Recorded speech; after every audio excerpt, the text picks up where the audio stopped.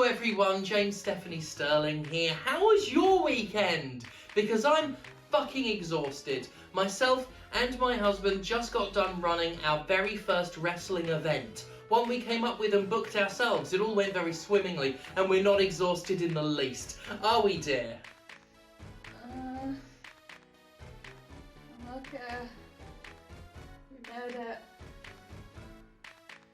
Feelings.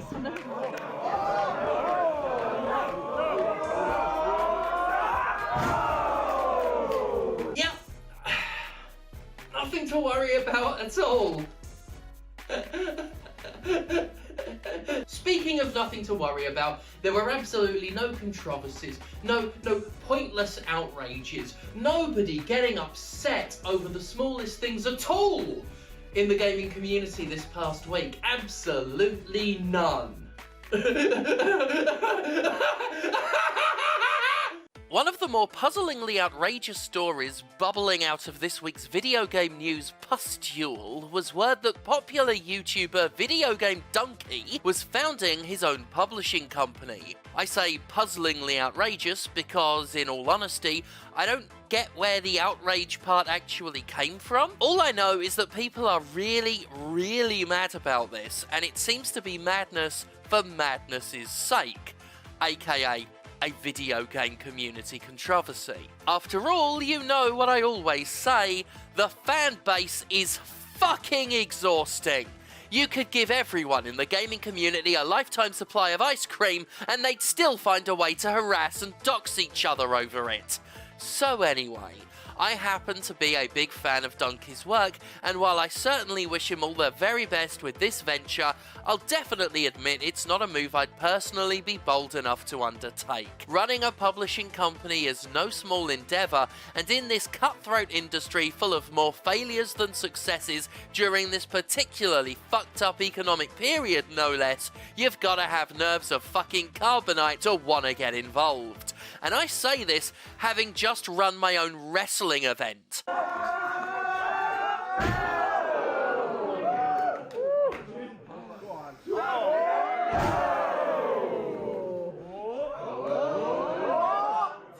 If anyone knows anything about risk-laden money sinks, it's this bitch. But hey, this particular money sink ain't my investment. It's Dunkey and his partner Leah who have put their skin in this game, and so they unveiled Bigmode to a crowd that brimmed with a mixture of support, excitement, skepticism, implausible anger, and no small amount of smugness from a vocal group who seem eager to see the whole thing fail. It certainly has to be said, the company's mission statement is bullish and brazen enough to have raised some eyebrows. I've always sought out the very best indie games out there and have tried to do them justice, putting millions of eyes on the games that actually deserve attention, boasted Dunkey in a statement I'm not even going to try to do the voice for. I'll save us all the embarrassment. Hello, I am Dunkey Big Yoshi. Say it's just not going to work. For gamers that actually play and care about video games, my channel is where they come to find out what's actually worth playing. Bigmode will be a harmonious continuation of my channel.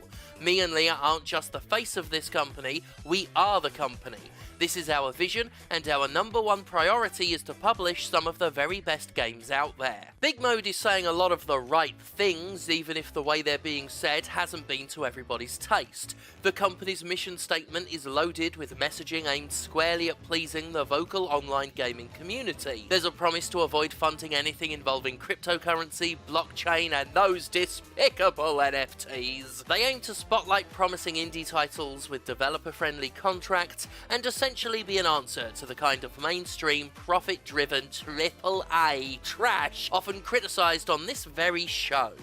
Despite the promise, Bigmode faced a lot of sneering within hours of its reveal. One of the most common arguments is that Dunkey, while being an incredibly popular critic, has no game development experience. In fact, some of the responses I saw were positively salivating at the concept of Bigmode's failure, preemptively celebrating its demise and the opportunity to hold its corpse aloft as proof that critics should stay in their lane and cannot handle the realities of the businesses they criticise. I mean, Say what you will about Bigmode's ambition and whether or not it can deliver on lofty promises, but what a load of fucking crap.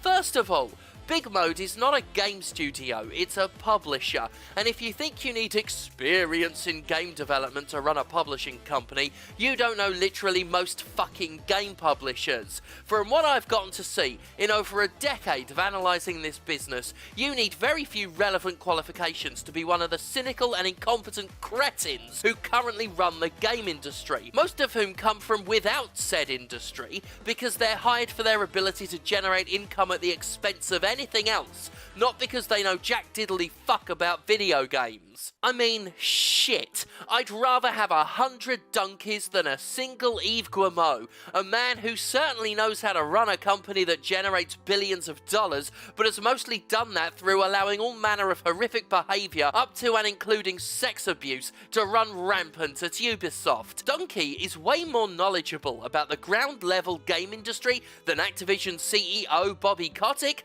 a man who at least legally claims to understand so fucking little about his own business that he managed to run Activision Blizzard for decades without any knowledge of the bullying, harassment, discrimination and sexual misconduct that came to typify its working environment. Or at least that's what Bobby said. At least on paper he claims to be that fucking inept, so it's his words, not mine. Although if I were to use my words, I'd say that not only did he know about all of the abuse, he propagated it. He is after all a man that faces his own harassment allegations and once threatened to have an assistant murdered. Something Activision doesn't even fucking deny. He's a fucking ghoul, a monstrosity. I am not at home to the conversation that says Dunkey has no business being involved with games publishing, but an evil piece of shit like Robert A. Kotick does.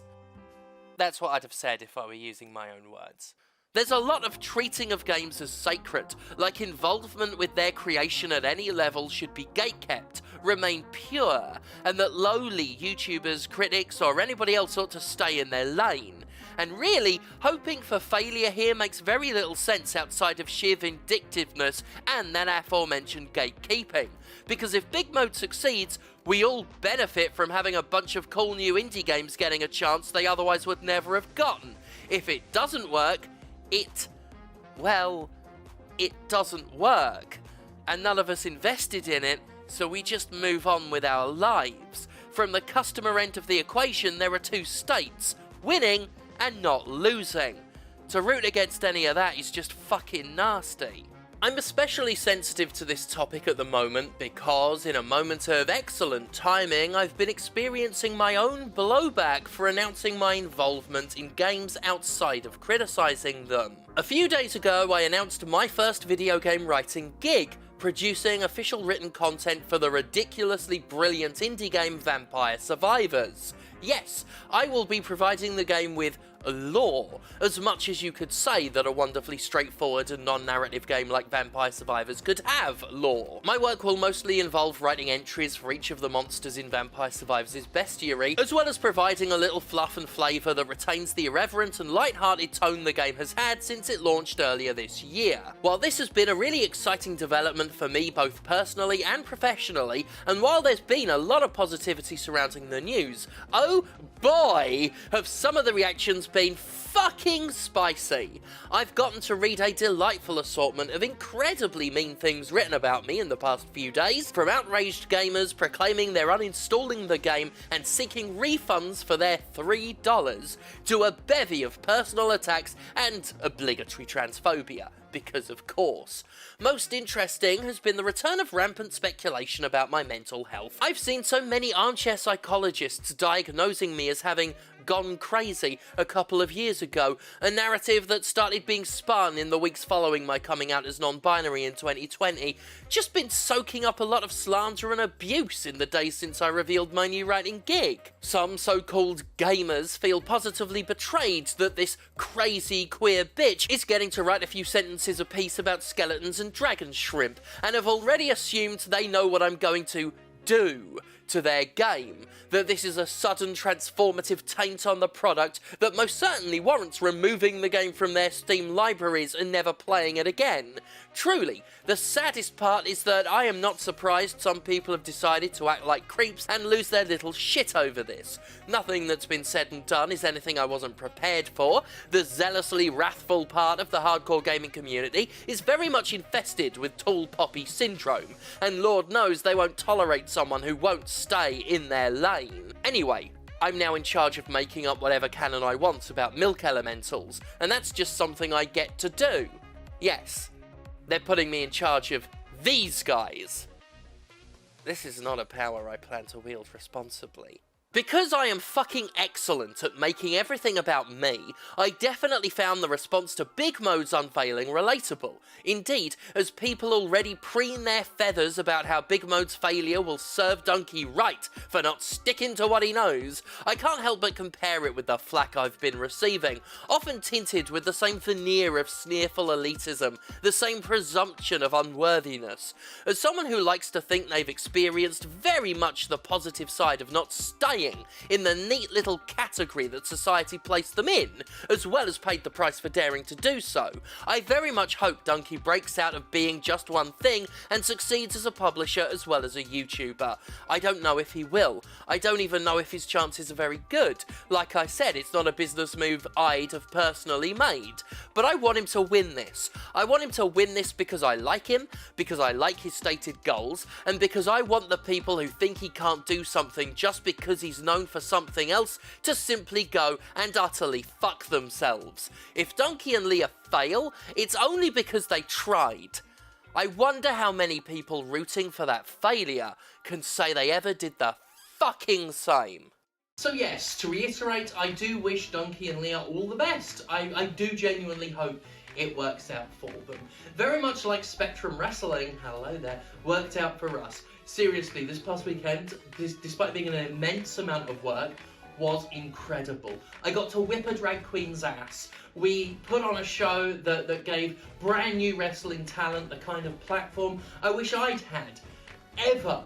Just phenomenal. Thank you to... Phenomenal? Phenomenal. Phenomenal. Phenomenal. I'm not tired. Phenomenal. Phenomenal. Phenomenal. Phenomenal.